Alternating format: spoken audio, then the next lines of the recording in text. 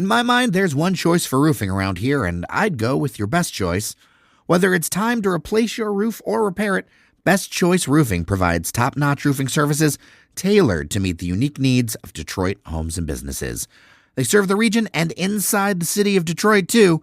You can find out more at bestchoiceroofing.com/Detroit. That's bestchoiceroofing.com/Detroit, or call 313-474-7031. That's 313-474-7031.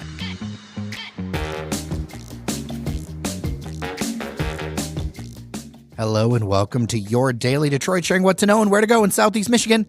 I am Jer Stays, coming to you from our studio at Techtown. And joining me on the line because of, well, all of the things from an undisclosed location west of Woodward, Devon O'Reilly, Mr. Friday. Thank you so much for joining us on this Friday. Yeah, Jer, we make it work. I had every intent to talk to you in person, face-to-face, but several factors got in the way today. And so we'll do this virtually. We'll make it work. It won't sound as crisp and clean as our very discerning listeners are used to, but, we try. Hey, you know what? Remember when I did that episode from some weird spot in Ukrainian village? We're just going to make it happen. People are here for the content. They can hear you. I can hear you. There you go. I guess that's what matters. And I know we have some wizards on the editing team that can work some magic too. Yeah, we normally say thank you at the end of the show, but ahead of time, thank you, Cheyenne Noserini. You are really appreciated for editing this podcast and making it listenable for everybody. We're going to jump into a story that I think people are interested in, and then we're going to go through some listener feedback to our predictions episode, which we got a lot of listener feedback, and I'm excited about this. So let's go into the news first. We're going to talk about those I-75 lids. There were new renderings unveiled this week for 3 park-like spaces that would cap portions of I-75 downtown. The plan would be to reconnect neighborhoods split by the highway's construction back in 1957.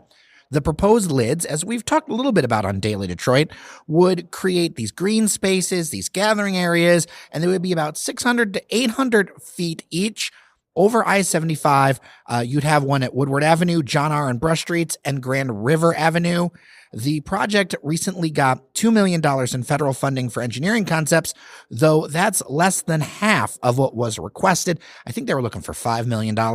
To move things forward, they're going to need to find other dollars, as other funding from the State and Downtown Development Authority had been looking for the full federal grant.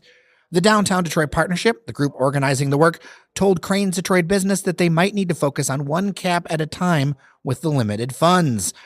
The proposed spaces would have trees, dining areas, and play spaces, and the idea would to be create a contiguous walking connection, with all of downtown to Little Caesars Arena, Comerica Park, a bit of Ford Field. There will be a feasibility study that will be happening throughout this year, and the first community meeting for this feasibility will be happening in the spring. We will include renderings in our newsletter and the show notes. Devon O'Reilly, I know that you've got feelings on this. I know her listeners have feelings on this. That's why I'm bringing it up. Before I get into it more, I want to be clear that I want these lids to happen. I am for the caps happening. I wish that to be. However, I am extremely skeptical, and this is not new news. I've said this when it's been brought up before, that these come to fruition.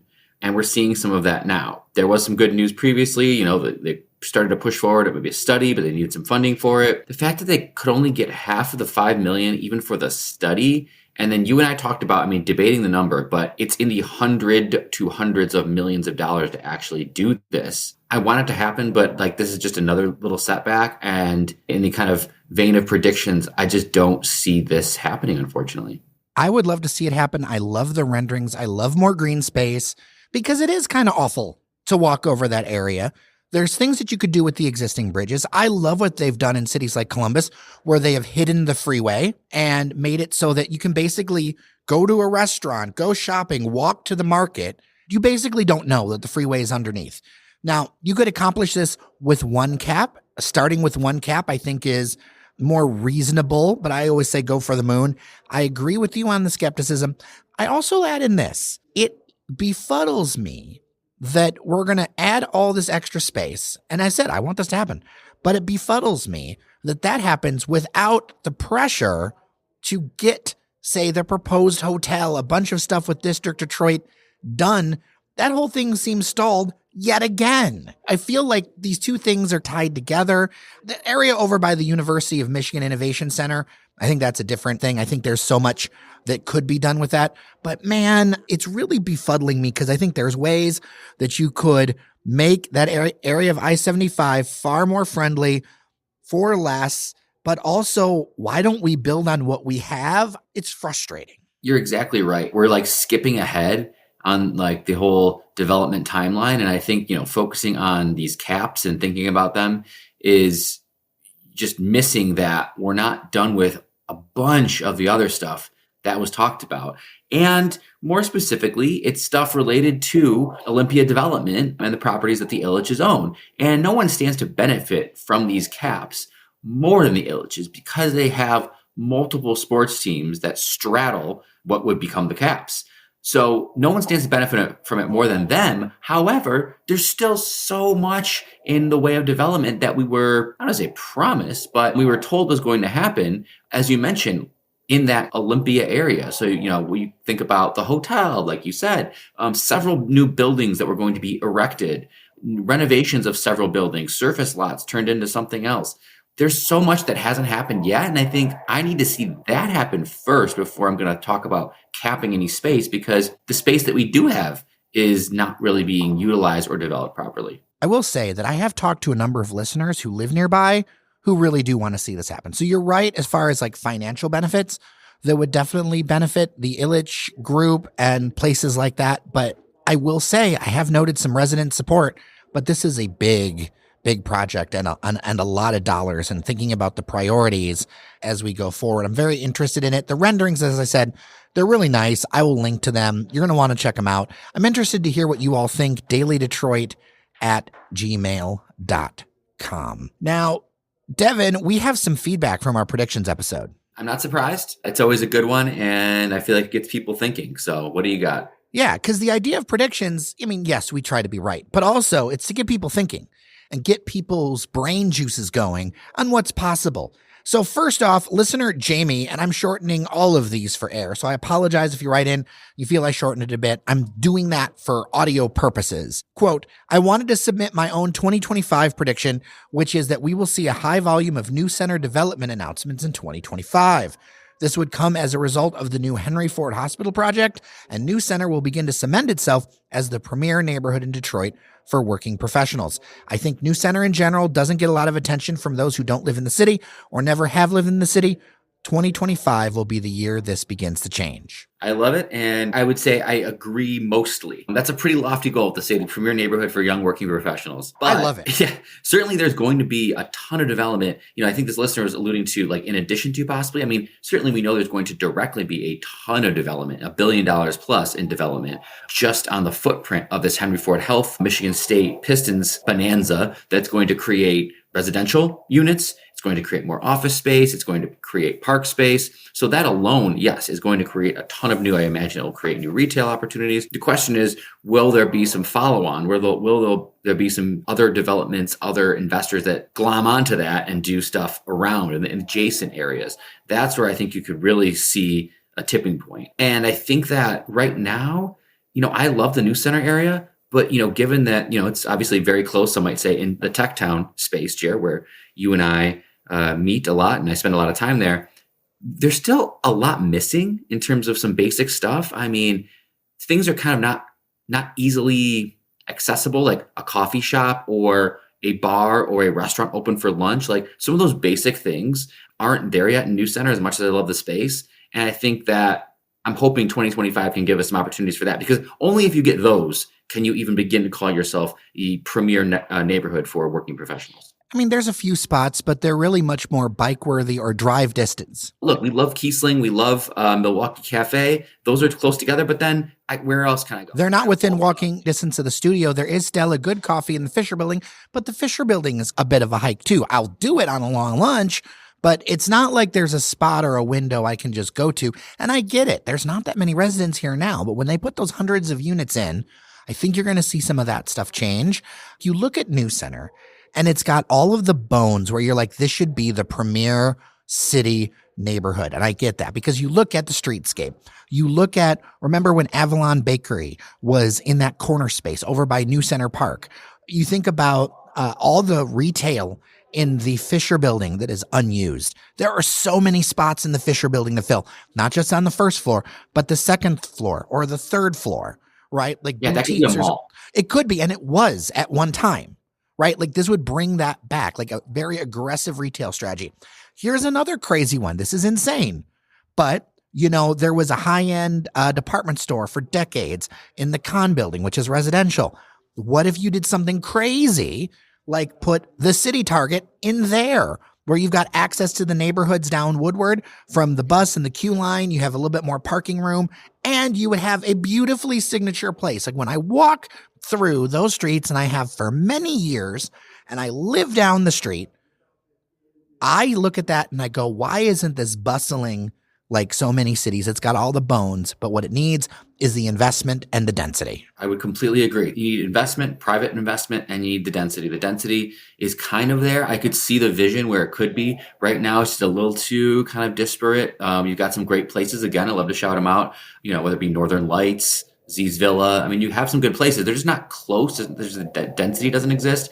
And you need that consistent workforce that's there. And I think, Henry Ford is already going to build some of that out.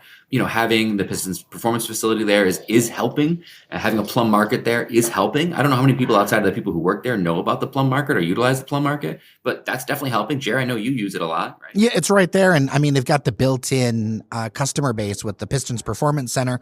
And there's a Planet Fitness right there, a good Planet Fitness. Here's another thought I had.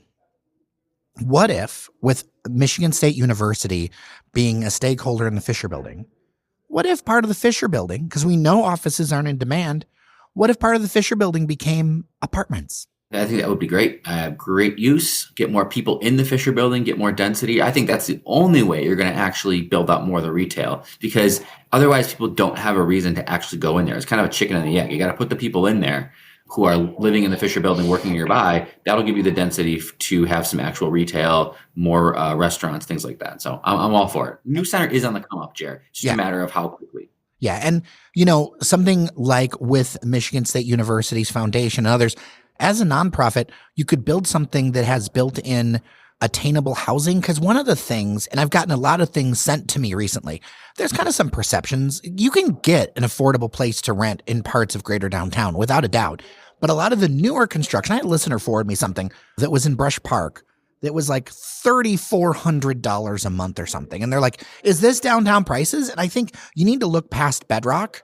Bedrock has a variety of things, but those things that get a lot of marketing and get a lot, because you'll see the ads on Facebook or whatever, those are going to be higher end. That's how that's just what those are. But I think there's multiple stories when it comes to this. And if you're going to build more housing, I know the math is hard. We've talked about this, but it's so crucial that it comes in at a price point that makes sense. Like, I know it's hard to do. I know the math is hard. I know the construction costs are hard, but that price point's so crucial where just like normal people, when I say normal people, just like anybody who's got a decent job can live there. I think that you got to go with the kind of adaptive reuse and figure out ways to do it a little less expensive with the bones that you have. And there's a lot of, as you said, good bones in New Center. Listener Michelle, I heard Devon's prediction that we haven't seen the winning candidate for mayor emerge yet.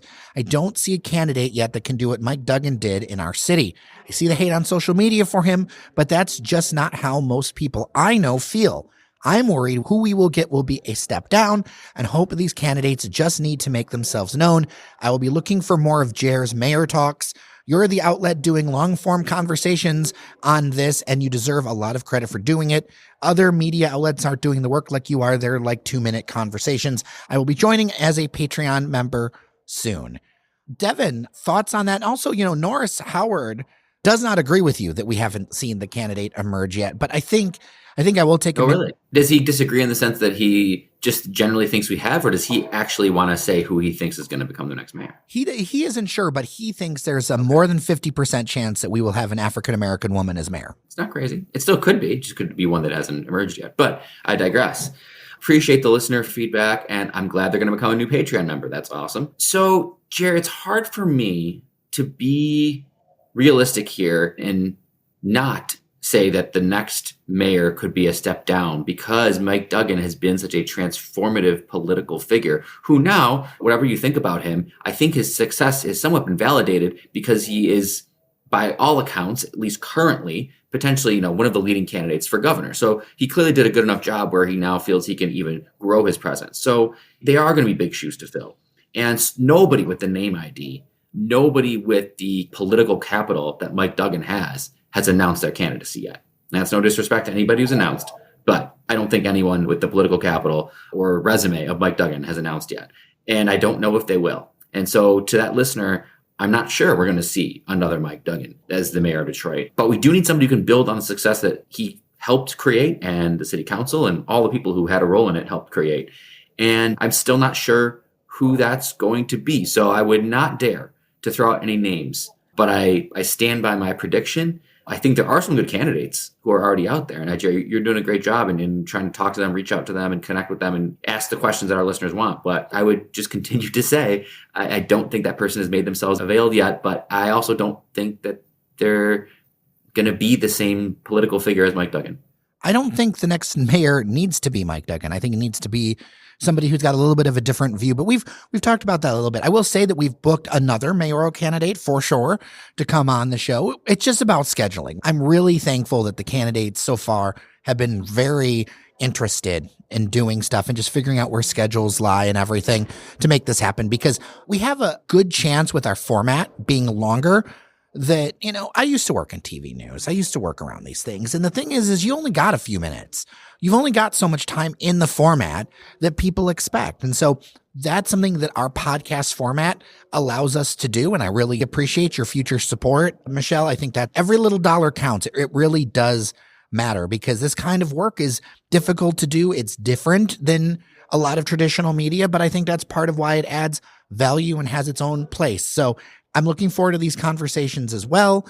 And I'm not one to knock down others. I'm somebody who's like, we're going to take care of our house and try the best to do the best job we can with the cards we're dealt to cover this stuff. So I appreciate your note, Michelle. Listener Bill, Devon, you talked a lot about Detroit, but I know you're involved in the community. What about Dearborn? Do you have 2 or 3 predictions for Dearborn? Oh, yes. Well, I do, Jerry. Oh, my God. Scratching where I itch. Thank you, Bill, for teeing that up. I would love to throw some out there, Jerry, and they're all going to be very positive because clearly I'm bullish. I think that there will be a major announcement with the former Hyatt, former Edwards space, a major announcement about a development or tenant for that building, which would be a long time coming. So that's a pretty big one, right? Mm-hmm. I would say that we are going to see the return of or new opening of some fine dining restaurants in Dearborn. It's something our dining resume, food and restaurant resume, hasn't really had a lot of recently. We got a lot of fast casual, but I think that fine dining will make a comeback in 2025 with some new openings that take place, some very cuisine type places. And I think we're finally going to see the end of the proliferation of coffee shops and chicken places in Dearborn, because we've been doing that for a long time. It feels like there's a lot of chicken spots and burger spots like right next to each other. So many.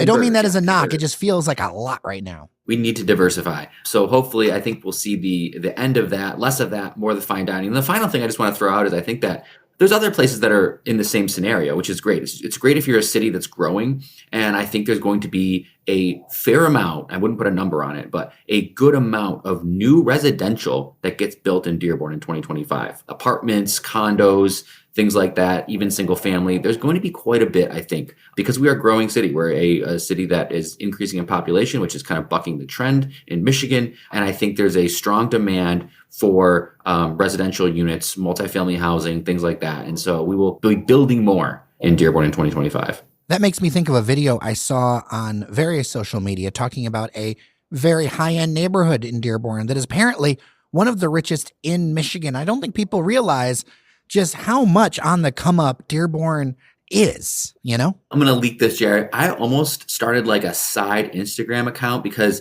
some of these houses that I go for on my run, when I do my neighborhood jogs, not so much anymore with the cold, but some of the houses I would run past were just incredible. And it just like kept striking me like, No, people don't think Dearborn houses look like this or Dearborn neighborhoods look like this. I was almost going to start an Instagram account and just like take a picture of a house each day and be like, this is Dearborn. This is somewhere in Dearborn. I didn't do it yet, Jared, but if something like that pops up, it's me. I don't think you need to do your secret Finsta for that. I think stand on that business. There you go. Well, maybe I will, Jared. More to come. Something else to look forward to in 2025. Devon's Dearborn Homes side Instagram. Well, Devon O'Reilly, keep warm, be safe, navigate the winter as best as you can. I'm sorry that I missed you here at the studio at Tech Town, but we will be together very soon, and I appreciate you very much.